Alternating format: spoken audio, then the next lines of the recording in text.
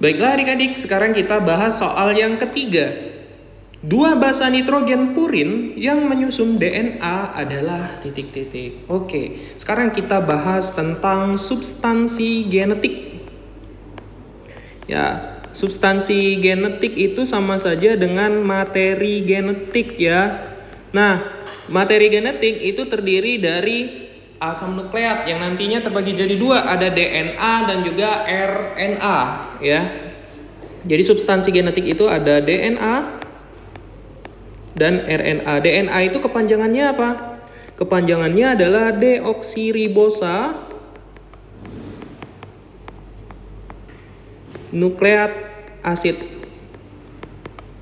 Ya, jadi asam nukleat yang memiliki gula deoksiribosa. Sedangkan kalau RNA itu kepanjangannya adalah ribosa nukleat asid. Jadi asam nukleat yang memiliki gula ribosa. Jadi yang membedakan antara DNA dan RNA itu adalah pada gula yang dimilikinya ya. Satunya gula deoksiribosa, satunya adalah gula ribosa. Nah, si DNA dan RNA ini adalah sebuah polimer. Jadi dia memiliki monomer-monomer. Nah, monomernya itu disebut dengan nukleotida. Jadi baik DNA dan RNA dia memiliki monomer berupa nukleotida ya, terdiri dari monomer berupa nukleotida. Dari monomer berupa nukleotida. Nah, nukleotida itu sendiri terdiri lagi dari 3 unsur ya. Ada unsur fosfat, gula pentosa dan juga basa nitrogen ya, yang mana nukleotida ini sendiri terdiri dari 3 komponen ya. Ada komponen gula pentosa. Pentosa itu kan berasal dari kata penta ya, berarti gula yang memiliki 5 atom karbon.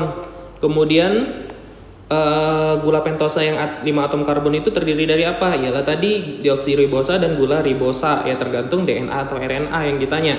Kemudian dia memiliki komponen berupa fosfat dan yang terakhir adalah basa nitrogen. Nah, nantinya basa nitrogennya ini terbagi lagi jadi 2 kelompok. Ada kelompok purin dan kelompok pirimidin ya. Kalau untuk kelompok purinnya itu ada adenin dan guanin. Sedangkan kalau untuk kelompok pirimidinnya itu ada sitosin dan timin. Ya, ini untuk kelompok yang pirimidin.